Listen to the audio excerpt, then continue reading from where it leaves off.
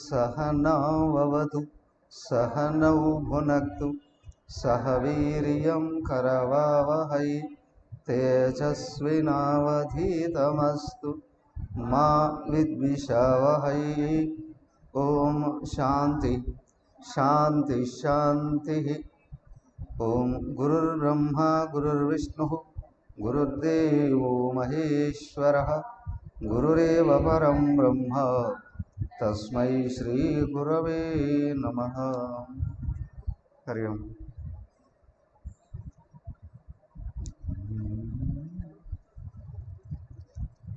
శ్రీమద్ భాగవతం దశమస్కందం 44వ అధ్యాయం.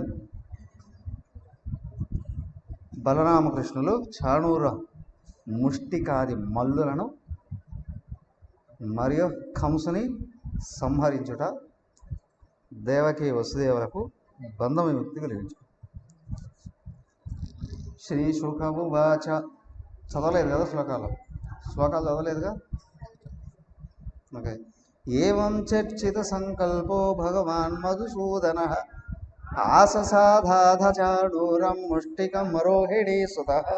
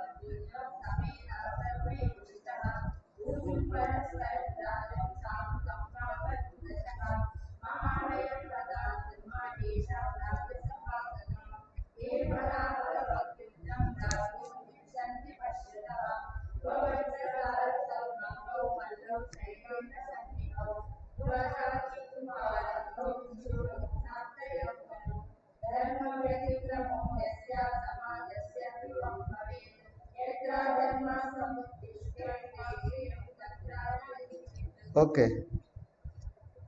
ఏమైంది? వాళ్ళిద్దరూ ముష్టిక చాణూరులు. వీళ్ళే అంతకుముందు జన్మలో రావణ కుంభకర్ణులు, అంతకుముందు జన్మలో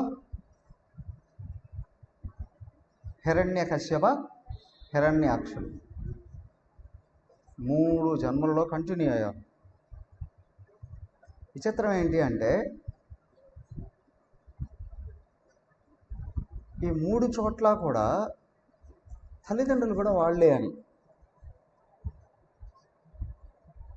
ఎవరి? కృష్ణుడికి, నారాయణుడికి తల్లిదండ్రులుగా వచ్చింది. ఇక్కడేమో దేవకి వసుదేవులు, వీళ్ళే అక్కడ దశరథ కౌసల్య. అంతకుముందు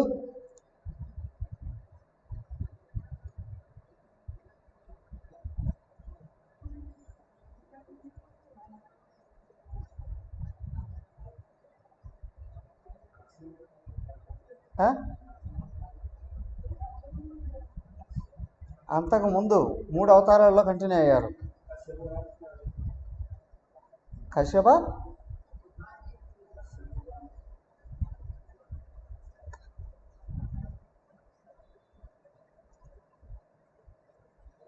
వాళ్ళే. కానీ అంతకుముందు శతరూప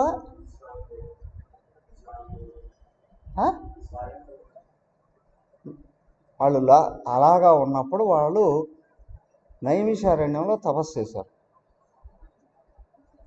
విష్ణుదేవుడిని ప్రత్యక్షం చేసుకొని చూసారా నైమిషారణ్యం?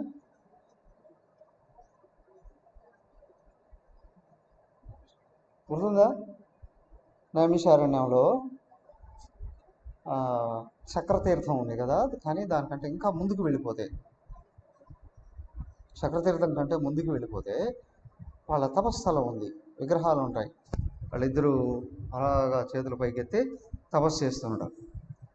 అక్కడ తపస్సు చేసి విష్ణుదేవుని ప్రత్యక్షం చేసుకొని వాళ్ళు అడిగారట, అయ్యా మాకు పుత్రుడుగా జన్మించాలి, పుత్రుడుగా జన్మించాలి, పుత్రుడుగా జన్మించాలి అని ఆయన అడిగారట. ఆయన తదాస్తు తదాస్తు తదాస్తు అన్నాడు. 3 సార్లు ఎందుకు అన్నాడండి? వీళ్ళు 3 సార్లు కోరుకున్నారు కదా, అందుకే 3 సార్లు ఆయన మళ్ళీ ఇక్కడ జన్మించాడు.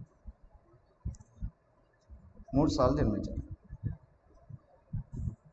ఆ రాక్షసులే ఇక్కడ కంటిన్యూ అవుతారు. వాళ్ళే స్వయంభూ మనువు ప్లస్ శతరూపలు ఇక్కడ కంటిన్యూ అవుతారు వీళ్ళుగా. ఇంకో విషయం కూడా ఉంది అక్కడ. ఫస్ట్ కర్దమ అదితి అంటాం కదా, దానికంటే కూడా ఇంకోటి చెప్తారు.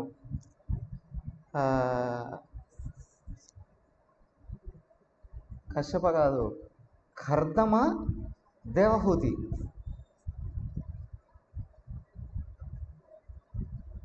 కర్దమ దేవహూతులు కూడా వాళ్ళే అని. వాళ్ళకి నారాయణుడు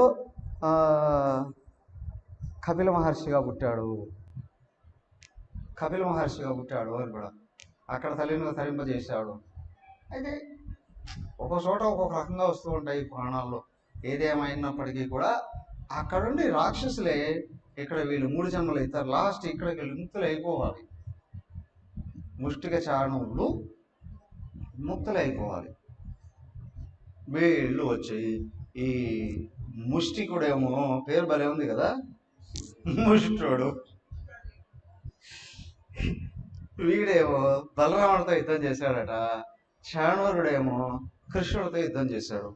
వాళ్ళు యుద్ధం చేసి ఆ యుద్ధం ఎలా ఉందండి? మీరు ఎవరైనా కుస్తీ పోటీని చూసారా? ద్వంద్వ యుద్ధం అంటారు. కుస్తీ పోటీని చూసారా ఎప్పుడన్నా? ఎక్కడ చూసారు? టీవీలోనా? అదేది వాళ్ళు బాక్సర్స్ కాదు, ఇది వేరు, కొంచెం అది వేరు. మలయుద్ధం అనేది వేరు. వాళ్ళ చేతులకు అవన్నీ వేసుకోవచ్చు, ముఖం అంతా బరబెట్టి మరి రాక్షస యాదవులు వాళ్ళు, ఎవరు ఇప్పుడు కొట్టుకుంటూ ఉన్నవాళ్ళు. భయంకరంగా ఆడాలు మగాళ్ళతో యుద్ధం చేయడం, మగాళ్ళు ఆడాలతో యుద్ధం కాదప్పుడు మగాళ్ళే యుద్ధం చేసేవాళ్ళు. అయితే ఈ ముష్టిక చారణుడు కృష్ణ బలరాముల్ని యుద్ధానికి ఆహ్వానించారు.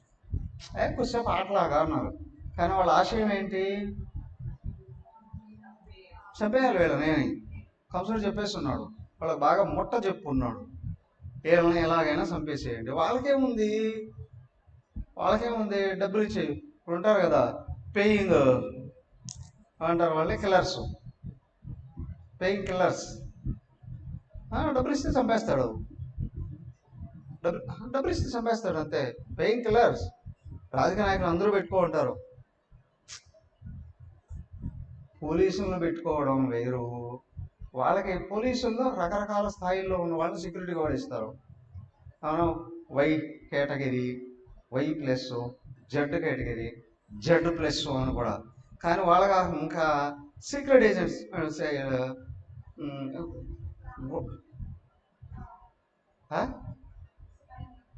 స్పై, ఓకే, ఇంటెలిజెన్సీ వీళ్ళని కూడా పెట్టుకుంటారు. ఈ సీక్రెట్ ఏజెంట్స్ వీళ్ళు స్పైస్, వీళ్ళు కూడా ఉంటారు. వాళ్ళు కాకుండా అవునా కొంతమంది నాయకులు కొన్ని 100 మందిని దున్నపోతలను పెంచుకుంటాడు. పక్కన ఇంత ఉంటాడు వాడు, పైలాగా. వాడు నిత్యం నిరంతరం ఏం పెట్టి పెంచుతారు వాళ్ళని? పందులు దున్నపోతలు పెట్టే పెంచుతారు వాళ్ళని. వాళ్ళు కూడా అట్లాగే ఉంటారు. ఎవరైనా చంపేసి రాబట్టి అలవోగా చంపేసి వచ్చేస్తారు. దానికి అక్కడ అంటారు బీహార్లో ప్లస్ నాగాల్యాండ్లో 100 రూపాయల కోసం పొడిచి చంపేసి వచ్చేస్తారు. జస్ట్ 100 రూపాయల కోసం. అప్పుడిప్పుడు ఉంటూ ఉంటాం హైదరాబాద్లో కూడా బీహారీలు 20 రూపాయల కోసం కొట్టుకొని చచ్చిపోయేవాళ్ళు కూడా చూసి. తాగుబోదు.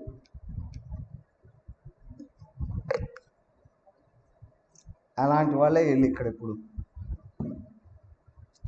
యాక్చువల్గా మల్ల యుద్ధము అనేటువంటిది ద్వంద్వ యుద్ధంలో నేను చిన్నప్పుడు ఉండేటివి. నేను పేరు నాకు 2-3 తారాసింగ్ అని. ఈ తారాసింగ్ కాదు, ఈ తారాసింగ్ ఉఫ్ అంటూ లేచిపోతాడు. ఈ తారాసింగ్ కాదు, వాళ్ళు పహిల్వాళ్ళు అని ఉండేవాడు. వాళ్ళకి వాళ్ళంతా కంట్లో ఎట్లా అంటే ఇట్లా ఇట్లా ఇట్లా ఇట్లా దొన్నపోతే అందంగా నడిస్తే ఎట్లా ఉంటుందో, అవునా, అలాంటి వాళ్ళు ఉన్నారు. యుద్ధాలు చేసే వాళ్ళకంటే డబ్బులు ఇచ్చేవాళ్ళు, షో అనమాట. కొంతమంది వెళ్ళిపోయేవారు 10 కిలోమీటర్లు 20 కిలోమీటర్లు వెళ్ళి అది చూసి వచ్చేవాళ్ళు. ఓర్పిచ్చిరా. నాకు ఆ చిన్నప్పుడే అనిపించేది, ఇద్దరు కొట్టుకుంటూ ఉంటే చూడటానికి 10-20 కిలోమీటర్లు నడిచి వెళ్ళిపోయేవాళ్ళు.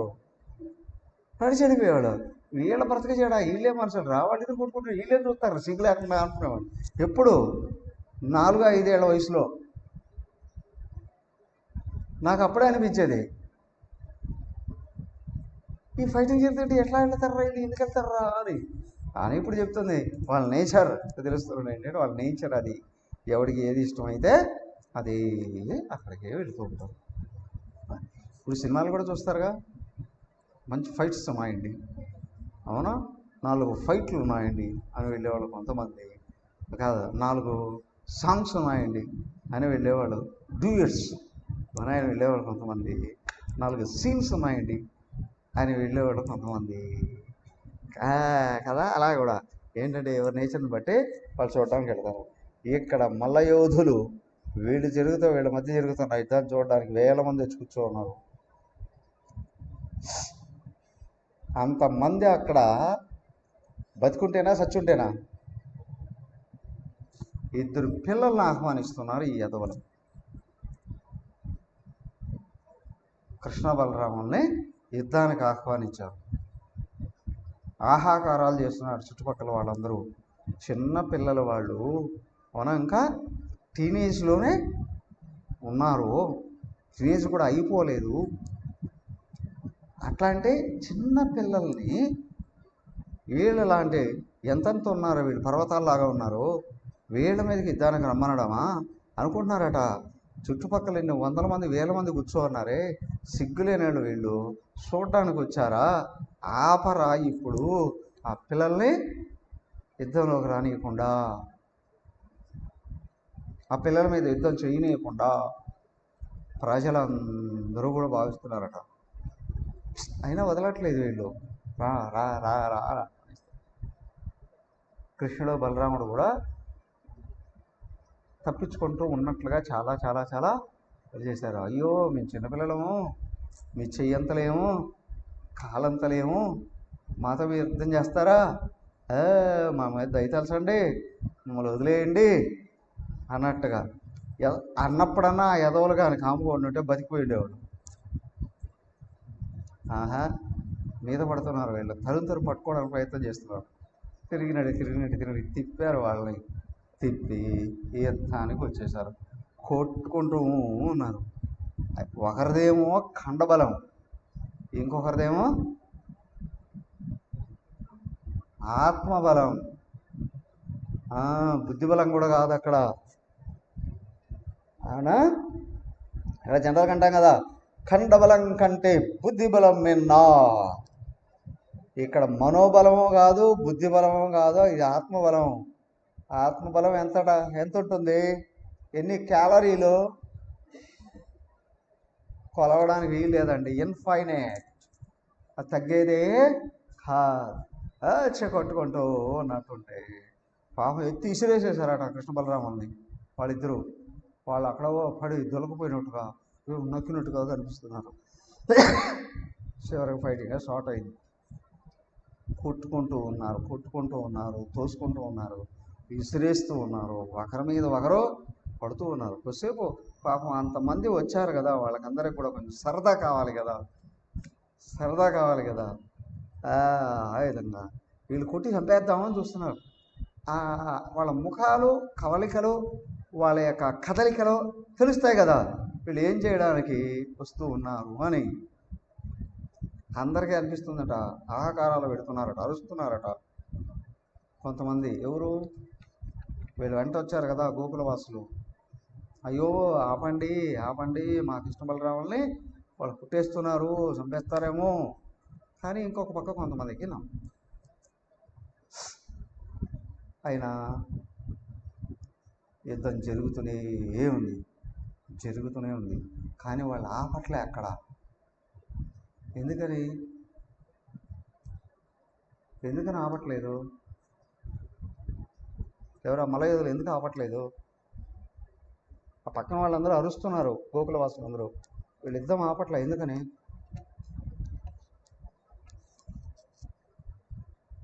ఆ రెక్కల పురుగులు ఉంటాయి, లైట్ వేస్తే పరిగెత్తుకుంటూ వస్తాయి, ఆగమంటే ఆగుతాయి? అవే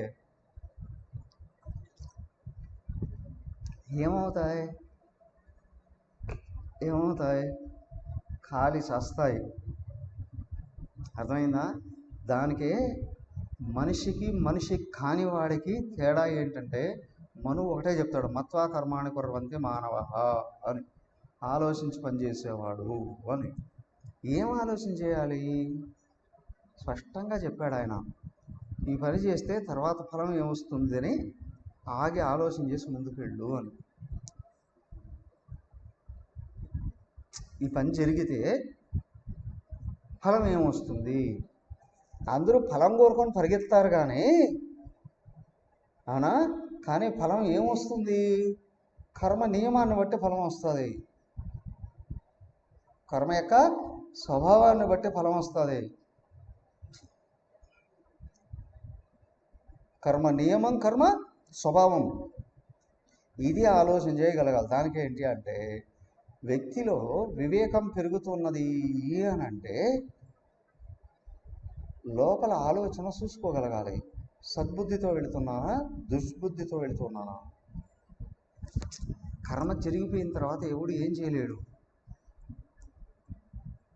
కర్మ జరిగిన తర్వాత ఆయన దశరథుడు చూడండి, దుర్బుద్ధి అయితే లేదు, ఏదో పరీక్షించుకుందాం అనుకున్నాడు. కానీ అసలు పరీక్ష ఏంటి? ఈయనకు బలం ఉందా లేదా పరీక్షించుకుందాం అనుకున్నాడు. కానీ అక్కడ ఉన్న లక్ష్యం ఏంటి అనే విషయం పరీక్షించుకోలేకపోయాడు, శాపానికి లోనైపోయాడు. ఇప్పుడు మనం ఇక్కడ కూర్చోన్న వాళ్ళం ఆధ్యాత్మిక సాధకులమే, అవునా కాదా? అందరూ ఆధ్యాత్మిక సాధకులమే. ఒకరు కొంచెం ముందు ఉన్నవాళ్ళు, కొంచెం వెనకలు ఉన్నవాళ్ళు, ఒకరు కేవలం ఆత్మ కొరకే ఉన్నవాడు, కొంతమంది ఆత్మ కూడా కావాలి, ధర్మార్థ కామాలు మోక్షాలు 4 కావాలి అనుకున్నవాడు. అదే అయ్యా నాకు మోక్షమే కావాలి అనుకున్నా లేదా కదా? కాబట్టి ఏంటి, నువ్వు చేసేటువంటి పని వలన నీకు మోక్షం వస్తుందా రాదా? ఇక్కడ మోక్షం అనంటే భగవంతుడే కావాలి, అవునా? దాన్ని ఇంకొక విధంగా చూడాలి అని అంటే నాకు ఆనందమే కలగాలి. ఆగి ఆలోచన చేయకపోతే మాత్రం ఖచ్చితంగా ఎటు పోతావో తెలీదు. జగన్య గుణవృత్తిస్తాహ అదో గచ్చంతి తామసాహ అన్నాడు ఆయన అక్కడ.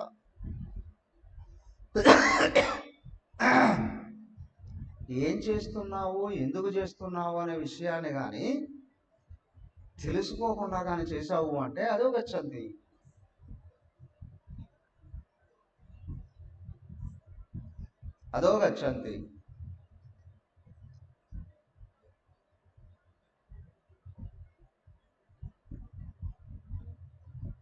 రాజస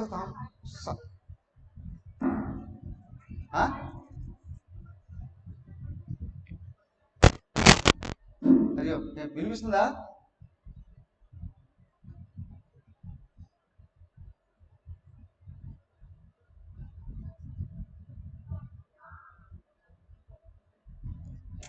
మీట్లో ఉండాలి అందరూ.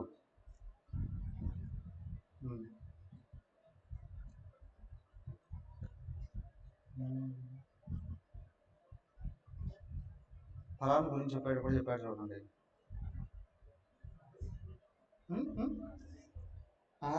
సాత్విక రాజసికలు చెప్పేటప్పుడు సాత్వికం నిర్మలం ఫలం.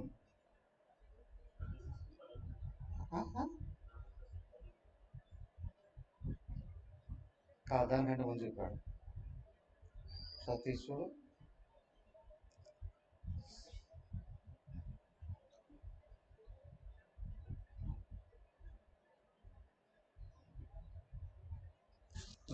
ఊర్ధ్వం గచ్చంతి సత్వస్థాః మధ్యే తిష్టంతి రాజసాః జగన్య గుణవృత్తిస్థాః అధో గచ్చంతి తామసాః. సత్వస్థాః ఊర్ధ్వం గచ్చంతి,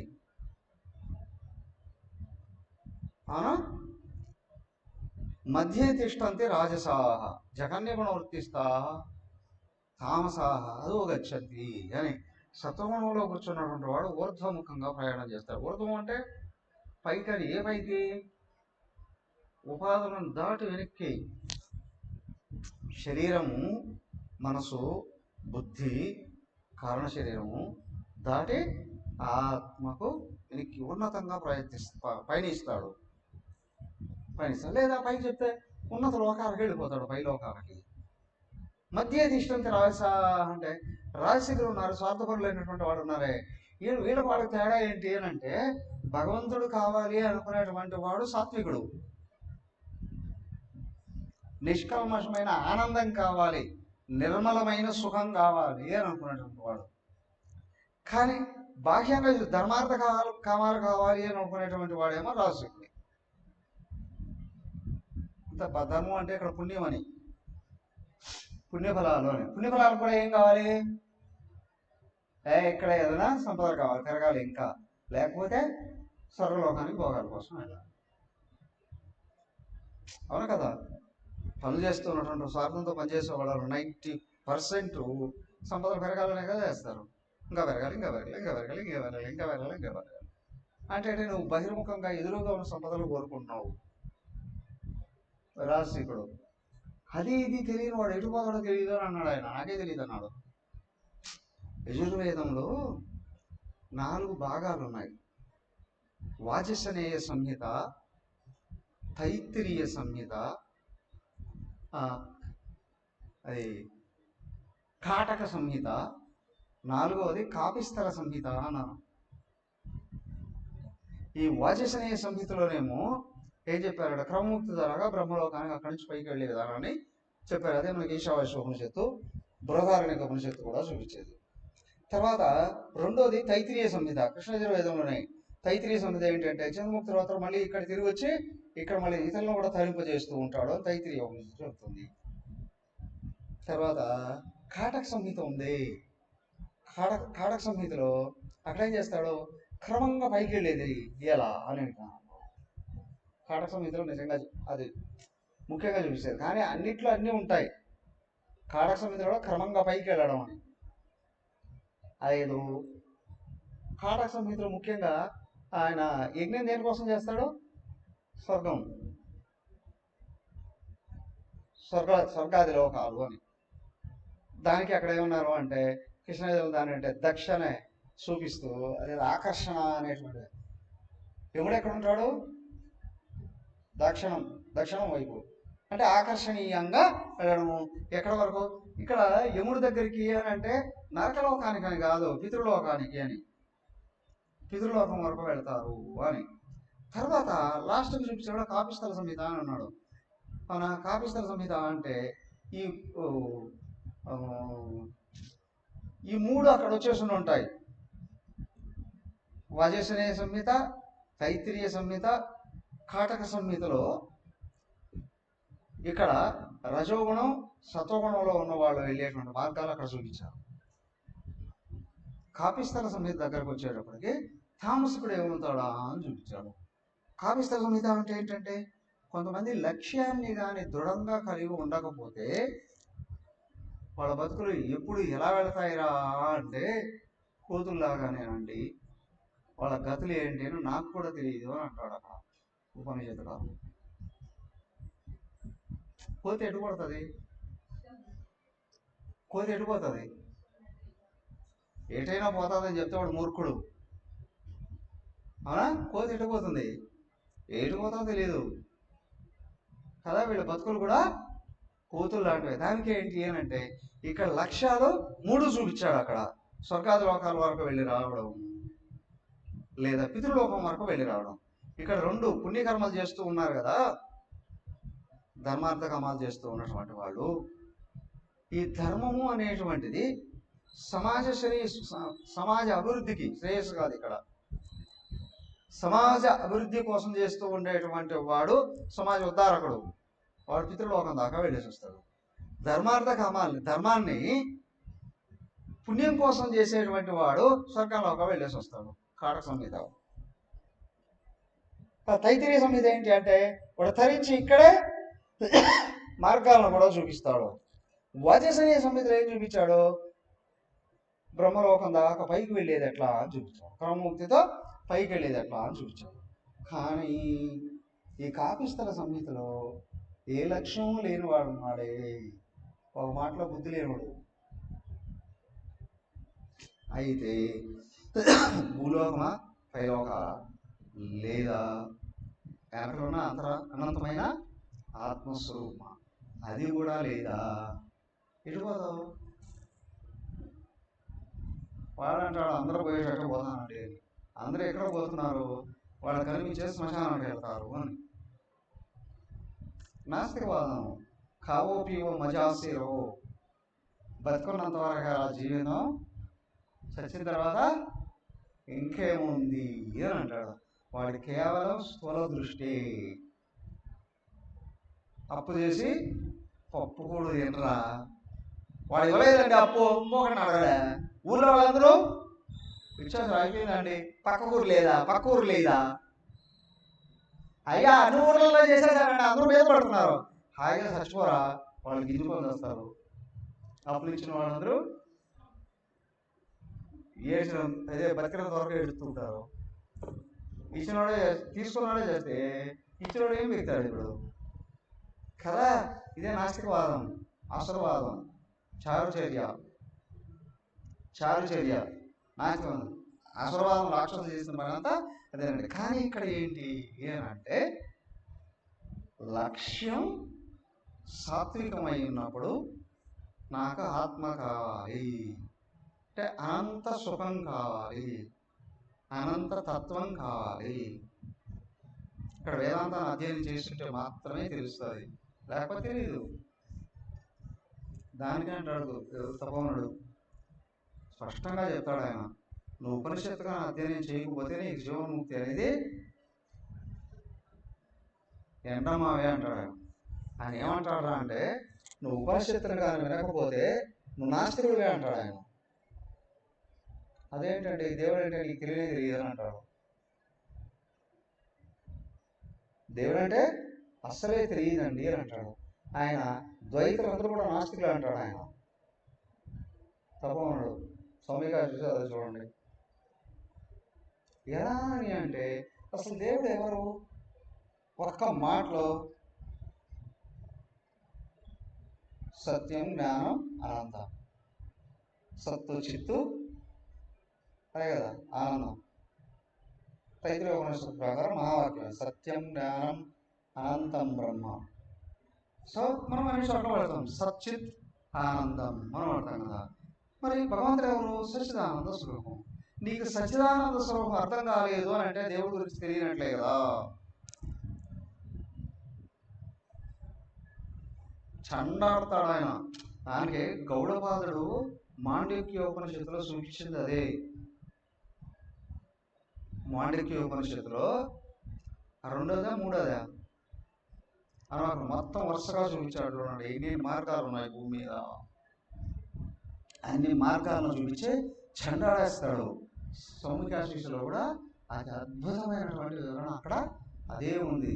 ప్రపంచంలో ఇన్ని మార్గాలు ఉన్నప్పటికీ కూడా భగవంతుడు అంటే ఆత్మ అనే విషయం కానీ అర్థం కాకపోతే వాడు గుడ్డోడితో సమానమే అని అంటాడు.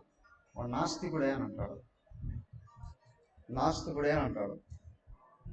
ముఖ్యంగా ఎన్ని మార్గాలను చూపిస్తూ అదే ఆర్య సమాజం, ఇస్కాను వీళ్ళని చెండాడతాడు ఆయన. వాళ్ళు కూడా ఆర్య సమాజం వాళ్ళు కూడా తత్వం అస్తి అంటారు వాళ్ళు, తెలుసా? చాందోగ్య ఉపనిషత్తులో వాళ్ళ కామెంటరీ ఏంటి అంటే గోపదేవు అని ఒక ఆయన, పండిత గోపదేవు అని బాపట్ల పండిత గోపదేవు దీనికి చాందోగ్య ఉపనిషత్తు కామెంట్ రాశాడు. ఆయన తత్వమసి అనే దాన్ని ఏం చేస్తాడు తెలుసా? తత్వం అస్థి అంటాడు. తత్వం అస్థి అంటాడు ఆర్య సమాజం వాడు.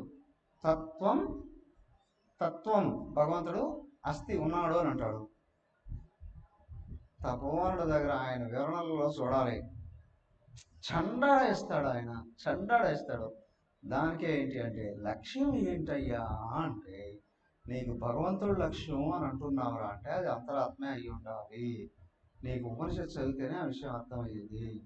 అసలు సత్యం సచ్చిదానంద స్వరూపం.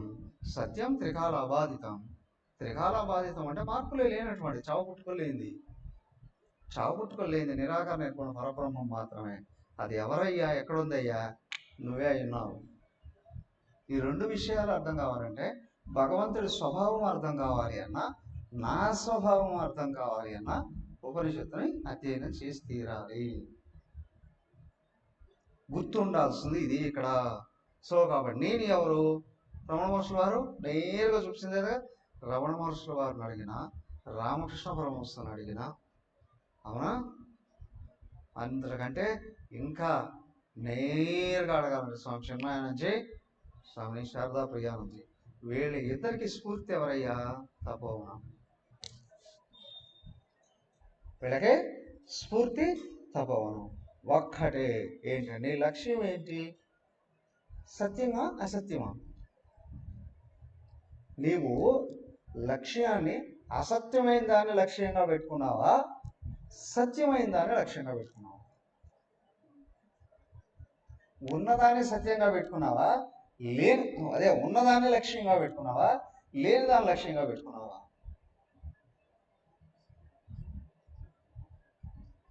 అల్పమైన దాన్ని లక్ష్యంగా పెట్టుకున్నావా, అనంతమైన దాన్ని లక్ష్యంగా పెట్టుకున్నావా? ఒక్క మాటలో వీటన్నిటికీ వివరణ ఒక్కటే. నువ్వే నీకు లక్ష్యం అయి ఉండాలి. స్ట్రైట్గా చెప్పేశాడు ఎవరు? రమణ మహర్షుల వారు. కోహం సోహం కోహం. నేనెవరు? సోహం. ఒక్క శ్లోకంలో వ్యవహరించాడు శంకర భగవత్పాదు. ఏకశ్లోకి వేదాంతం. ఒక్క శ్లోకం చక్కగా వివరించి చూపించేశాడు. అయ్యా అదే ఇదేంటి స్వామి, ముష్టికి శారణులతో యుద్ధం చేస్తూ మీరు ఉపనిషత్తులంతా తిప్పేస్తూ ఉన్నారే, ఏం చేద్దాం? నా బలహీనత నాకు అదే కనిపిస్తుంది. ఏం కనిపిస్తుంది? ఉపనిషత్తే కనిపిస్తుంది. భాగవతంలో ఉపనిషత్తే కదా, అవునా కాదా? అయ్యా కృష్ణుడి దగ్గర ఉపనిషత్తు అధ్యయనం చేయలేకపోతే ఇంకెక్కడయ్యా మనం అధ్యయనం చేసేది? అయిపోయింది కదా, 9 అయిపోయింది. పదవ స్కందంలో చివరికి వస్తూ ఉన్నాం. ఎక్కడ కానీ సత్యాన్ని గుర్తించకపోతే ఇంకెక్కడ మనం గుర్తిస్తాం? సో కాబట్టి అడుగుడునా అదే. ఎవడు ఎప్పుడు ఎక్కడ ఏ పని చేస్తున్నాడు అని అంటే, లక్ష్యం లేకుండా ఇష్టం వచ్చినట్టు చేస్తున్నాడా, లక్ష్యంతో జాగ్రత్తగా అనుసరిస్తూ వెళ్తున్నాడా? అందరూ పక్కన పెట్టండి, కానీ నేను భక్తుడిని అనుకున్నవాడు గుర్తుంచుకోవాలి. ముఖ్యంగా వివేక వైరాగ్యాలను నేర్చుకోవాలి. ముక్తి కావాలి అనుకున్నాడే వీడు వివేక వైరాగ్యాల్ని పెంపొందింపజేసుకోవాలి. వివేకం అంటే ఏంటి? ఆత్మ సత్యం, తదన్య సర్వం మిథ్యా. వైరాగ్యం విషయేషు విగత విరాగ అన్నాడు అక్కడ. విషయేషు విగత రాగ, విషయిషు విశేషేణ రాగ. వివేకం ఏది చూపిస్తుందో దాని వెంట నడవడమే వైరాగ్యం. శాశ్వతమైన దాని వెంట నడవడమే. చూడు స్పష్టంగా ముష్టిక చాణీయులు ఇద్దరు ఉన్నారు కదా. వాళ్ళు కూడా శాశ్వతమైన దాని వెంటే నడుస్తున్నారు, కానీ శాశ్వతమైన దాన్ని నాశనం చేయాలనుకున్నారు. వీళ్ళకు నాయకుడు కంసుడు, చాలా ఏళ్ల నుంచి కృషి చేస్తున్నాడు శాశ్వతమైన దాన్ని నాశనం చేయాలి అని కదా. వాడు అప్పుడు ఆకాశవాణి వినిపించినప్పుడు ఎలా ఉన్నాడు, ఇప్పటికి వచ్చేటప్పటికి ఎలా ఉన్నాడు? ఓ 20-25 ఏళ్ళు అయింటుందిగా, అయిండొచ్చుగా. ముందు 6 మంది పుట్టి చెప్పారు కదా 20-25 ఏళ్ళు అయి ఉంటుంది. ఈ 25 ఏళ్ళ వాడి ప్రయత్నాలలో, వాడి కృషిలో వాడు చివరికి ఏమైపోయాడు? ఒక నిమిషం వాడి లోపల ఆల్కహాల్ మత్తుందే, దిగితే చచ్చిపోయే స్థితికి వచ్చేసాడు. అంత బలహీనుడు అయిపోయాడు. దేనికి? సత్యాన్ని చంపేయాలి అని, సత్యాన్ని నాశనం చేయాలి అని కదా. ఆ పక్కన చూడండి, వాళ్ళు తెలియకో, అవునా, ద్వైత భక్తి అని అనుకోండి. ఫర్ ఎగ్జాంపుల్, కృష్ణుడి యందు ప్రేమను కలిగి ఉన్నారు, కృష్ణుడికి ఏం కాకూడదు అని అనుకుంటున్నాము. ఎందుకంటే భక్తి ఏంటయ్యా? అదేగా అక్కడ నారదుడు చెప్పింది కదా. ఇక్కడ కొంచెం అట్లా బృందావనంలోకి వెళితే గోపికలందరూ ఎవరు? నారదుడు ఏమన్నాడు అక్కడ? యథా రజ గోపికానాం అని అన్నాడు. లేదా రజ గోపికానాం. భక్తి అంటే ఏంటయ్యా అంటే, బ్రహ్మాండంలో ఆ వ్రజభూమిలో గోపికలకు ఉన్నంత భక్తి ఈ బ్రహ్మాండంలో ఎక్కడా లేదు. ఎక్కడ ఎవరికి లేదు అయ్యా, జగత్తులో ఎవరికి లేదు అనేసాడు. ఏం చూశాడు ఆయన? వాళ్ళు కృష్ణుణ్ణి అనంతతత్వంగానే చూశారు. ఫర్ ఎగ్జాంపుల్, 10 ఏళ్ళ నుంచి 14 ఏళ్ళ నుంచి మీరు పూజ చేస్తున్నారు కదా కృష్ణుడికి. ఇప్పుడు అక్కడికి వెళ్తే విగ్రహాన్ని చేస్తున్నాము అని అనిపిస్తుందా, కృష్ణుడికే చేస్తున్నాము అని అనిపిస్తుందా? ఉపాసనా బలం ఏమవుతుంది అని అంటే, విగ్రహము అను, ఫర్ ఎగ్జాంపుల్ పక్కన సీతారాములు కూడా ఉన్నారు కదా, వాళ్ళు చూసి ఏమనిపిస్తుంది? వాళ్ళు రోజు అదే మనకు అలంకరణకు వస్తారు కదా, వాడు ఎవడో వచ్చాడు, స్వామి ఆ బొమ్మలు తీసి పక్కన పెట్టండి అన్నాడు. వాడు, మేము అక్కడ స్తంభం పెట్టుకోవాలి, బొమ్మలు తీసి పక్కన పెట్టండి అని అన్నాడు వాడు. అంటే వాడికి ఏమనిపిస్తుంది? అంతే కదా. మనం అవే చూస్తూ ఉన్నాం, కానీ ఉపాసించగా ఏమవుతుంది? ఆయన అక్కడ ఉన్నాడు అని అనిపిస్తుంది కదా. ఇంకా ఉపాసన శక్తి పెరిగింది అంటే అంతటా ఉన్నవాడే అక్కడ కనిపిస్తున్నాడు అనిపిస్తుంది. ఇంకా పెరిగింది అంటే ఏకత గుర్తిస్తుందా లేదా? ఓ, నా ఆత్మ అక్కడ ఉంది, నా ఆత్మే అక్కడ ఉంది. మనం ప్రత్యేకమైన దినాల్లో అభిషేకం చేస్తూ ఉంటాం కదా, అందరూ వస్తారు, లైన్లో ఉంటారు, కానీ వాళ్ళకి ఏదైనా కలశ పాత్ర ఏదో ఇచ్చామనుకోండి, అభిషేకం వచ్చాడు టపా టపా టపా అని, అవునా? కానీ రోజు పూజ చేసేవాళ్ళు ఆ పని చేయగలరా? తగిలిస్తారా? మీరే కదా పూజ చేసేది. కానీ ఎవరిదైనా పొరపాటుగా తగిలిందంటే నాకేమనిపిస్తుంది? అక్కడ నా బాడీ వంకరలు తిరిగిపోతుంది. ఇక్కడ కారణం ఏంటి? ఉపాసన బలం ఏదైతే ఉందో, అవునా, మనం బొమ్మ పెట్టుకున్నా బొమ్మలో భగవంతుని చూస్తున్నాం, సర్వవ్యాపకుని చూస్తున్నాం, సర్వవ్యాపకుడిని ఏకత్వంగా భావిస్తున్నాం, అనన్యత్వంగా భావిస్తున్నాం. అనన్యత్వం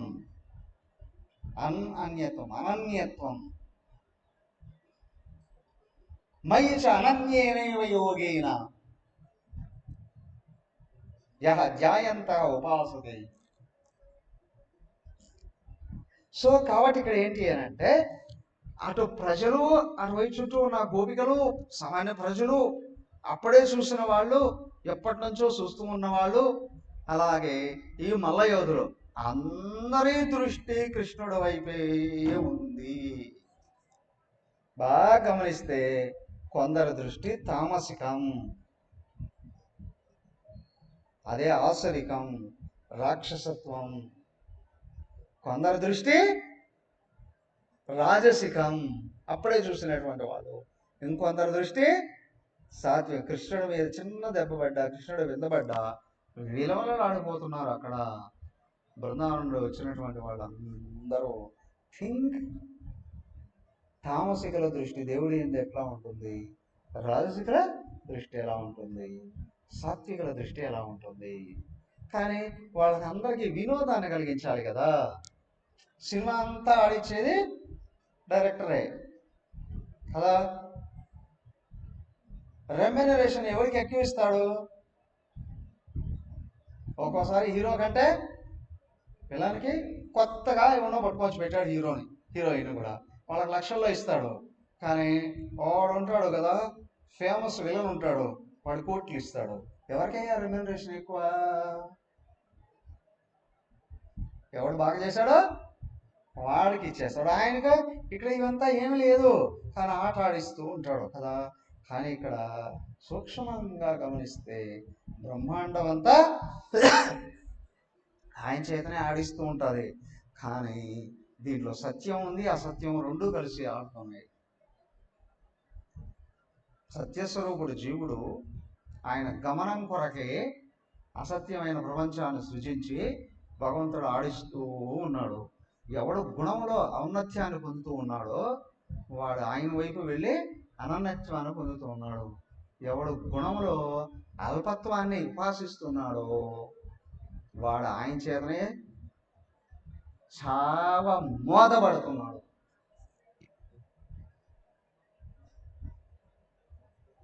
ఇక్కడ విచిత్రం ఏంటి అంటే, అప్పుడు ఆకాశవాణి పలికినప్పటి నుంచి ఇంతవరకు ఒక్క క్షణం కూడా కృష్ణనామాన్ని మరచిపోలేదు కంసుడు.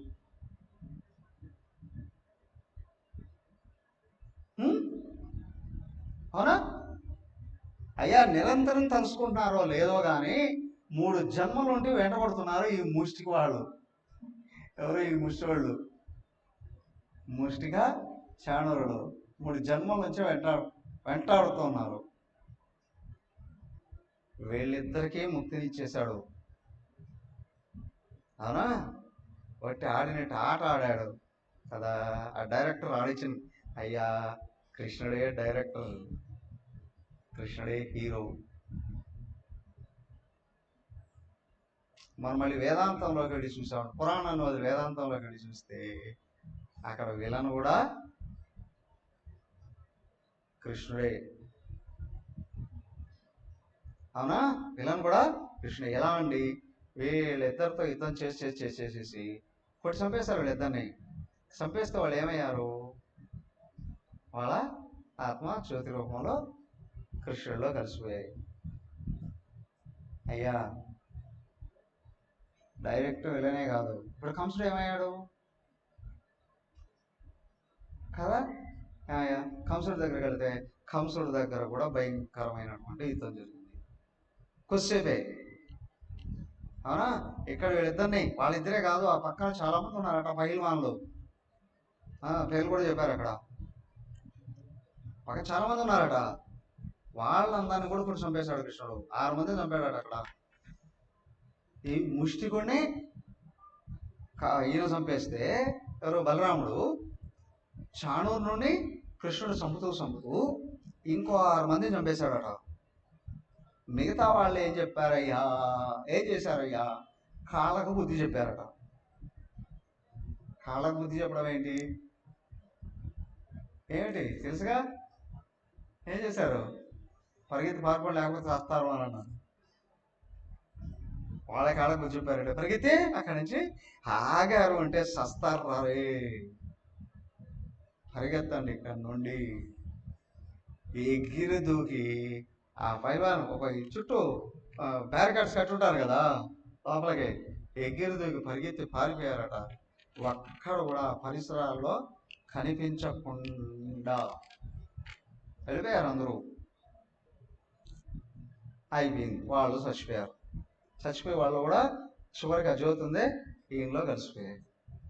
దెన్ ఇప్పుడు వాడున్నాడు కదా, వీడంతా చూస్తున్నాడట. చూస్తేనే ఎగిరి దూకాడట కంసుడు. ఎగిరి దూకి కత్తి డాలు తీసుకున్నాడట. ఒక్కసారిగా అరిచాడట అందరిని. ఎవడు? వాడు సైన్యంతో ఉంది కదా, రే ఆ పిల్లలను పట్టుకోండిరా, బయటకు మానేయకండి, వాళ్ళిద్దరిని చంపేసేయండి.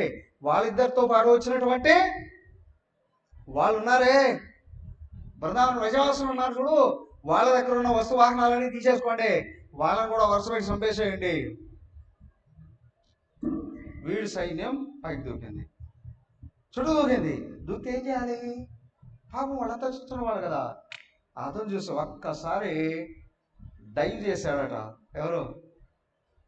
కృష్ణుడు కంసుడి మీదకి ఎగిరి, మళ్ళీ ఇంకోటి వెళ్తారు కదా, ఎగిరి కంసుడి మీద దూకాడు. కంసుడు కింద పడ్డాడు. కింద పడ్డవాడు కత్తిడాలు తీసుకున్నాడు. వాడు పరిగెత్తుకుంటాడు, అటు పరిగెత్తి చంపడానికి ప్రయత్నం చేస్తున్నాడట. ఎవరిని? కృష్ణుడిని చంపడానికి ప్రయత్నం చేస్తున్నాడు. కొద్దిసేపు యుద్ధం జరిగిందట. కొద్దిసేపు యుద్ధం జరిగింది. వాడు ఏదో పెద్దగా కొట్టాల్సినటువంటి అవసరం లేదు, కానీ కృష్ణుడికి ఏం చేశాడు? గట్టిగా వడిసిపడి జుట్టు పడేసుకున్నాడు. కృష్ణుడు కంసుడి మీదకి ఎగిరి దూకి వాడి జుట్టు పట్టుకునే లోపల కిరీటం కింద పడిపోయింది. పడిపోయిందాడు. కింద పడిపోయి ఏది 36-37 దాకా వాడి మీదికి ఎగురు దూకాడు.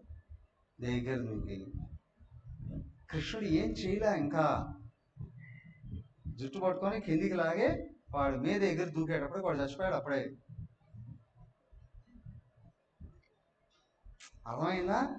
ఎవడు భయానికి లోనైనాడో రోజు నిరంతరం చస్తూ ఉంటాడు. ఎవడు ఇక్కడ చూడండి, దైవాన్ని తలుసుకున్నప్పటికీ కూడా వృత్తి ప్రవృత్తి దైవానికి వ్యతిరేకంగా ఉంది అని అంటే వాడు రోజు వస్తూ ఉంటాడు, కొంచెం కొంచెం కొంచెం కొంచెం. కానీ ఎవడి దృష్టి దైవం వైపు ఉందో, ప్రవృత్తి కూడా దైవానికి అనుకూలంగా ఉందో, వాడికి కూడా ఏమవుతుంది? దేహానికి వయసు మళ్తూ ఉంటుంది. దేహంలో శక్తి తగ్గిపోవచ్చునేమో, కానీ మనస్సు శుద్ధమవుతూ ఉంటుంది. మనసు ప్రేమతో కూడిన అద్భుతమైన శక్తి ఉంటుంది. వాడికి బుద్ధి శక్తి ఉంటుందా ఉండదా? ఉండదా? బుద్ధికి శక్తి ఉంటుందా ఉండదా? ఉండదా? వాడికి ఏ శక్తి వస్తుంది అంటే, వాడి బుద్ధి ఏం చేస్తుంది అంటే, తన దేహం పతనమైపోతూ ఉన్నా ఇతరుల రక్షణలో బుద్ధి పనిచేస్తుంది. తన పోతూ ఉన్నా అంటే ఇక్కడ తను అనేది కాదు, ఈ దేహం చిన్నంగాని భిన్నంగాని కృషించిపోని, కానీ తన ఆలోచన ఇతరులను ఉద్ధరించడంలోనే ఉంటుంది. ఇతరులను ఉద్ధరించడంలోనే ఉంటుంది. అఫ్ కోర్స్ వ్యవహారం ఒక్కొక్క చోట ఒక రకంగా ఉండొచ్చు. వ్యవహారం ఒక్కొక్క చోట ఒక్కొక్క రకంగా ఉండొచ్చు. చంపాలంటే కృష్ణుడు అప్పుడే వచ్చి చంపేసి ఉండొచ్చా కదా? అవునా కదా? ఇప్పుడు పుడుతూనే 8 అడుగులు ఎత్తు కనిపించాడు. వాళ్ళ నాన్న చెప్పాడు అక్కడ పదా అని. ఎక్కడికి? రేపల్లికి. అక్కడ కాదు, పక్కనే కదా వీడిల్లు. వాడు తాగి పడుకున్నాడు, తొంగోని ఉన్నాడు కదా. ఎవరు? కంసుడు. అప్పుడు వెళ్ళి పిసికేయచ్చుగా. వ్యక్తి కర్మ ఫలమే చంపడము ఉద్ధరించడము చేస్తుంది. ఇక్కడ విచిత్రం ఏంటి అంటే, ఇక్కడ చచ్చేవాడికి ఉద్ధరించబడేవాడికి కూడా ఇతర కర్మఫలాలు కలిగిపోతాయి. కానీ ఒకటి కర్మఫలాలు దేహంతో అంతరిస్తాయి, కానీ ఇంకొకటి కర్మఫలాలు ఉన్నాయి దేహంతో అంతరించడం కాదు, దేహం కంటే ముందే కలిగిపోతాయి. కర్మఫలాలు కలిగిపోతాయి అంటే గుణాలు కలిగిపోతాయి. కలిపి వాడు వెనకలో ఉన్న అస్సలు నేను గుర్తించేస్తాడు. ఈ కర్మఫలాలు కలుగుతున్నాయంటే అజ్ఞానం కలిగిపోవడమే. తను ఆవిష్కరించుకుంటాడు. అర్థమవుతుందా? పిచ్చుకోవాలగా ఉందా?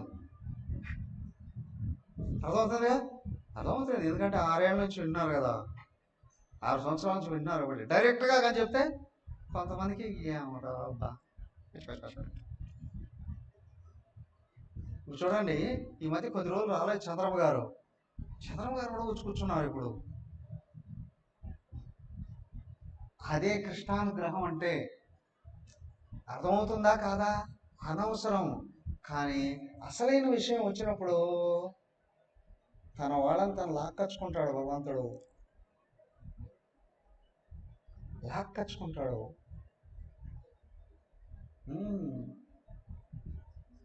విచిత్రాతి విచిత్రంగా ఉంటుంది మనసును ఆపి చూస్తే ప్రపంచం.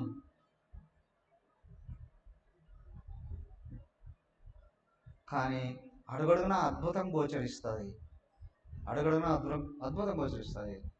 వీడిని జుట్టు పట్టి కిందకి లాగి మీద కూర్చున్నాడో లేదో, వాడు పీక పట్టుకోకముందే వాడు చచ్చిపోయాడు. అందరూ చూస్తూ ఉన్నారట. వాడిలో నుండి పెద్ద జ్యోతి పైకి లేచిందట, అలా వచ్చి కృష్ణంలో కలిసిపోయిందట. కారణం ఏంటి అంటే ఒకటే, ఆయన అనన్యాస్యంత ఎంతో మాం చెప్పాడు కదా అక్కడ. ఈయన కంసుడు ఆయనలో కలిసిపోయాడు. ఇక్కడ ముష్టికి చాణూరులు కూడా అయిపోయింది, 3 జన్మలు అయిపోయాయి. వాళ్ళు మళ్ళీ అక్కడికి వెళ్ళిపోతారు వాళ్ళు వైకుంఠానికి. అవునా? అయితే ఇక్కడ వీళ్ళు గోపికలో వీళ్ళకి టైం పట్టేది. ఏమిటయ్యా అంటే వాళ్ళ జీవన్మతి కావాలి, వాళ్ళ దేహ ప్రారంభం ఉంది, వాళ్ళు అక్కడ పెట్టాడు భగవంతుడు. కానీ వాళ్ళు మళ్ళీ జన్మ రానియకుండా చూసుకుంటున్నారు వాళ్ళు. ఈ కంసుడికి వచ్చిందా లేదా? వాడు వ్యతిరేక భావంలో ఉండి సత్యాదాకా సుఖం లేదు వాడికి, కానీ కలిపేసుకున్నాడు ఇంక వాడు లేకుండా. వాడు కలిపురుషుడు, మళ్ళీ వస్తే ఘోరంగా వస్తాడు వాడు. పాపఫలం. కానీ చైతన్యం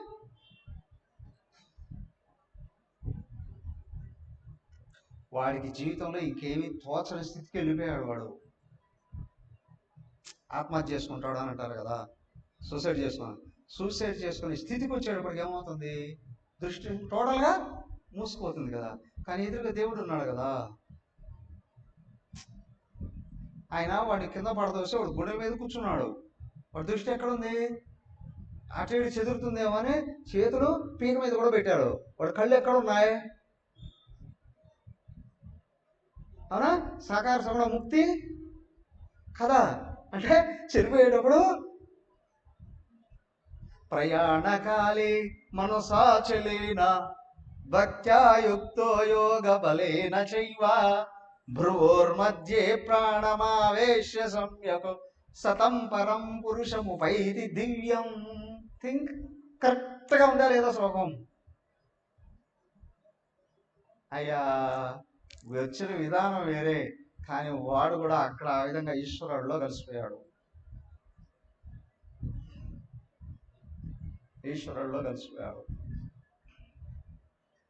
కానీ కంసుడు లాంటి ముక్తి ఎవడన్నా కోరుకుంటాడా?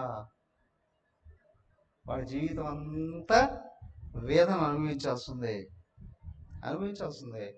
మరి ముష్టికి చాణురులు వీళ్ళు తామస యాదవులు, దాంట్లో పరాకష్టవాడు. కానీ వాడి తామసకుడు అనడానికి వీల్లేదు.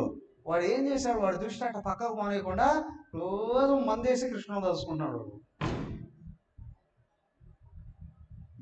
సర్వకాల సర్వావస్థలలో వాడు కృష్ణ నామాన్ని ఉచ్చరిస్తున్నాడు వాడు. కానీ వాడి జీవితం ఎవడు కోరుకోడు. ఎందుకంటే వాడు బతికినంత వరకు చేసినటువంటి పాపాలన్నీ ఉన్నాయి. ఇన్ని భ్రూణ హత్యలు చేశాడు వాడు.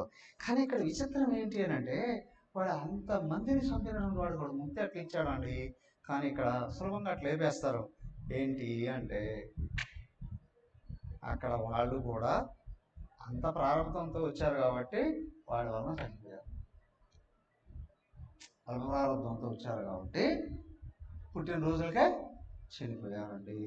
మరి వీళ్ళ అన్నలు 6 మంది 6 మంది అన్నలు 6 మంది వాళ్ళు కూడా చనిపోయారుగా. కానీ ఎక్కడున్నారు వాళ్ళు? ఎక్కడి నుంచి వచ్చారో అక్కడికి వెళ్ళారు. అక్కడ సుఖలోకంలో ఉన్నారు వాళ్ళు. ప్రహ్లాద చరిత్రలో బయటపడుతుంది. అది ప్రహ్లాద చరిత్ర కాదు,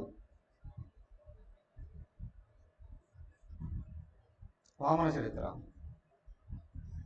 వామన చరిత్రలో వచ్చింది కదా, అక్కడ వాడు తొక్కేస్తాడు కదా బలిచక్రవర్తిని.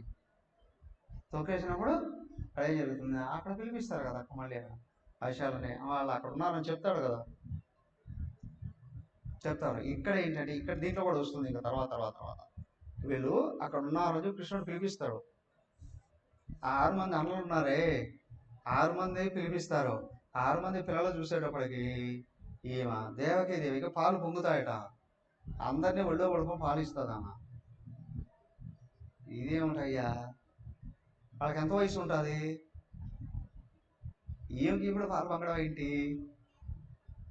మాతృత్వం అనేది పొంగి పొరిగిందండి. అక్కడ కొన్ని కొన్ని విషయాలు బాహ్యంగా చూడటానికి వీలు లేదండి. ఆ ప్రేమ ఏ విధంగా వచ్చిందండి అనేటువంటిదే అక్కడ చూపిస్తాడు. కృష్ణుడు పిలిపిస్తాడు, వాళ్ళని పిలిపిస్తాడు, అదంతా కూడా జరుగుతుంది. కానీ ఇక్కడ ఏమైంది, వాళ్ళు వెళ్ళిపోయారు. వాడు కంసుడు చచ్చిపోయాడు. అందరూ పరిగెత్తుకుంటూ వచ్చి కృష్ణుడిని ఎత్తుకొని ఎగురుతారు కదా, అవునా కదా, రాజకీయ నాయకులు కూడా చేస్తుంటారు, చేస్తారు కదా. అలాగే ఇక్కడ వాళ్ళ చరిత్రలు వాళ్ళవే, ఎవరి చరిత్రలు వాళ్ళవే. కానీ ఇక్కడ గోపులందరూ పరిగెత్తుకుంటూ వచ్చారు. జై కృష్ణ భగవానికి. కృష్ణుడిని ఎత్తుకొని ఊరేగారు. వాళ్ళందరినీ పక్కన పెట్టి నేరుగా వెళ్ళిపోయాడు కృష్ణుడు. జైలుకి వెళ్ళి వాళ్ళ అమ్మ నాన్నను విడిపించాడు ఫస్ట్. అప్పటికే ఉగ్రసేనుని కూడా విడిపించేస్తున్నారు సైన్యం. సైనికులు ఉన్నారే, ఉగ్రసేనుని కూడా విడిపించేశారు, వీళ్ళని కూడా విడిపించేశారు. కానీ ఎవరు విడిపించారు వీళ్ళని? కృష్ణుడే విడిపించాడు. కృష్ణుడు విడిపించాడు. ఏమయ్యా, కృష్ణుడు భగవంతుడు కదా, వాళ్ళ అమ్మ నాన్న జైలు పడితే ఇన్నేళ్ళు 25 ఏళ్ళు కదా కనీసం, ఎలా కామ్గా ఉన్నాడు? ఆ దేహ ప్రారంభం అక్కడ ఉంది. ఆ విధంగా వాళ్ళ దేహాలకి ప్రారంభం అక్కడ ఉంది. విచిత్రం ఏంటి అంటే ఆ 25 ఏళ్ళు కూడా వాళ్ళు ఎవరిని స్మరించి ఉంటారు? కృష్ణుడు పుట్టకముందు స్మరించారు, కృష్ణుడు పుట్టిన తర్వాత కూడా స్మరించారు కదా. కానీ 25 ఏళ్ళు జైల్లో కూర్చున్నారు అని అంటే వాళ్ళ ఉపాసన సాకారం అయి ఉంటుందా, నిరాకారం అయి ఉంటుందా? చెప్పండి. సాకార సగుణమా, నిరాకార నిర్గుణమా? ఖచ్చితంగా. ఎందుకంటే 25 ఏళ్ళు జైలు బతుకుతారా? కాబట్టి అక్కడ ఏంటి అంటే వాళ్ళు ఆల్రెడీ భగవతత్వానికి చేరుకొని ఉన్నారు, సమాధి స్థితిలో ఉన్నారు. వాళ్ళు సమాధి లాంటి స్థితిలో ఉన్నారు. కాబట్టి అయ్యా వాళ్ళు వేదన పడ్డారా, బాధపడ్డారా? అప్పుడప్పుడు శ్రీకృష్ణుడు భాగవతం అంతా వెతికితే ఎన్ని నిమిషాలు కనిపిస్తారు వాళ్ళు అక్కడ జైల్లో కదా. కానీ ఏంటి అంటే తాపము లేదండి భక్తుడికి. భక్తుడికి బయట వ్యవహారాల్లో అవునా ఒత్తిడులు కనిపిస్తాయి. కానీ గురుదేవుడికి 500 దాటేదట బీపీ, మిషన్లు పెడితే పగిలిపోయేటవాడ. ఎందుకండి అంటే ఆయన అంత ఒత్తిడిని అనుభవించాడా? దేహం ఒత్తిడికి గురయ్యేది అని చేస్తున్న పనులను బట్టి. అవునా, 22.5 గంటలు పనిచేసేవాడట. దేహం ఎంత ఒత్తిడికి గురవుతూ ఉంటుంది. సరే అవన్నీ పక్కన పెడితే ఈ ప్రపంచంలో అన్నిటికంటే కష్టమైన పని ఏంటి? మనుషులతో కలిసి పనిచేయడమే, మనుషుల కొరకు పనిచేయడమే కదా. అన్నిటికంటే కష్టమైంది మనుషుల కొరకు పనిచేయడమే. ఆయన చేసింది ఏంటి? 100 మందా 1000 మందా? కోట్ల మంది కొరకు పనిచేశాడు. కాబట్టి అవన్నీ బాడీ మీద అనేక రకాలుగా బాడీ మీద పడే అట్లా పెరిగేదట. డాక్టర్లకు అర్థమయ్యేది కాదట. అలాగా పక్క వస్తే 5 నిమిషాలు మళ్ళీ మామూలుగా అయిపోయేదట. 5 minutesలో. ఎవరు వెనకలు ఉన్నాడు? ఆయన సర్వవ్యాపుడు అయి ఉన్నాడు. ఆయన దృష్టి ఇటు మళ్ళిస్తే మళ్ళీ కూల్ అయిపోతుంది. ఇవి అయ్యా సైన్స్ కూడా అందవండి. అవునా, ఇవి ఏమీ అందవు. శరీరంలో కలిగే మార్పులు అందవు. మనసు ఉందా లేదా? ఎప్పుడో అయిపోయిందండి, హృదయం మాత్రమే మిగిలింది అని అంటారు. అక్కడ బుద్ధి ఉందా లేదా? అనంత శక్తి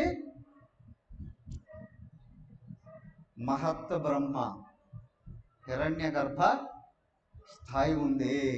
అది ఇక్కడికి వచ్చి కనెక్ట్ అయి ఉంటుంది. రిజర్వ్ బ్యాంక్ ఆఫ్ ఇండియా అంటారే కదా, అప్పులన్నీ డబ్బులన్నీ అయిపోయాయి అంటే రిజర్వ్ బ్యాంక్ వెళ్తారు. అక్కడ నుండి వాళ్ళు ఎంత ఏమో డిజిటల్లోనే వచ్చేస్తుంది మనీ అంతా కదా. ఇక్కడ ఇన్ఫైనైట్ పవర్తో కనెక్ట్ అయి ఉంటుంది వాళ్ళ హృదయం. గురుదేవుల్లో అది స్పష్టంగా కనిపిస్తుంది. సర్వకాల ఆయన చేసినటువంటి పనులలో, ఆయన చూపించిన ప్రేమలో, ఆయన నిర్వహించిన విధి విధానాలలో ప్రస్ఫుటంగా అద్భుతంగా. ఇప్పుడు వివేకానంద స్వామిని ఊర్లుగా చెప్పుకుంటూ వెళ్ళిపోయాడు. ఆయన ఆశ్రమం స్థాపించాడు, కానీ తర్వాత వృద్ధయింది. కానీ గురుదేవుడు ఆయన ఉండగా 43 ఏళ్ళు అన్నీ చూశాడు. ఆయన అన్నీ చూశాడు, అన్నీ చేశాడు. అయ్యా గురుదేవుడు అనేటువంటి ఒక జీవితం ఉంది. ఆయన జీవితము పని అనేది ఒక పెద్ద అతి అద్భుతమైనటువంటి ఏమంటారు కర్మాగారం కాదు,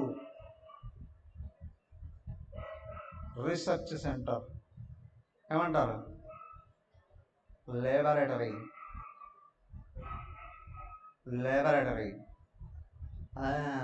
ఆయన్ని ఎంతమంది ఎన్ని వైపుల నుండి ఎన్ని రకాలుగా పరిశీలిస్తే అంత విజ్ఞానాన్ని తోడుకోవచ్చునండి. ఆయన చూపించాలి.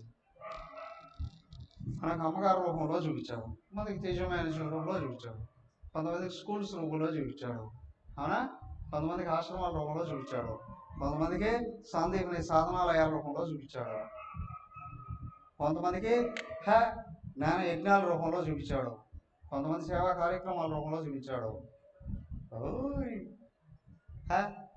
ఎటువైపు నుండి చూసినా ఒక పెద్ద కంపెనీ లాగా. సో అదే ఇక్కడ కృష్ణుడు చూపించింది. దానికే అంటారు గురుదేవుడిని ఒక్కోసారి అయ్యా కృష్ణుడే మళ్ళీ పుట్టాడండి అని అంటారు కొన్ని చోట్ల. ఎందుకంటే ఈ టోటల్గా ఆయన యొక్క స్వరూపాన్ని చూసినప్పుడు ఆయన వచ్చాడండి ఇక్కడికి ఏం చూపిస్తారు. దానికే కృష్ణుడు చేయని పని ఏమైనా ఉందా? చివరికి దొంగతనం కూడా చేశాడు. నేను ఒకసారి అడిగా, మేము వెళ్ళి తరుమలలో ఉన్నప్పుడు, అమ్మా కృష్ణుడు భగవంతుడు కదా, ఆ దొంగతనం ఎందుకు చేశాడు అని అంటే, దొంగలందరినీ ఆకర్షించడానికి అనేసారు. టక్కమర అమ్మ ఎవరిని? దొంగలందరినీ ఆకర్షించే మార్గం చూపించడానికి కదా, వాళ్ళకు కూడా ఒక మార్గం చూపించారట.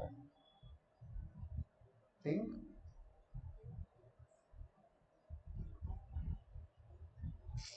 సో మన అదృష్టం, అవునా, ఒక పక్క సేవ చేస్తున్నాం కదా, ఒక పక్క ఆరాధిస్తున్నాం, ఇంకో పక్క ఆరాధిస్తున్నాం.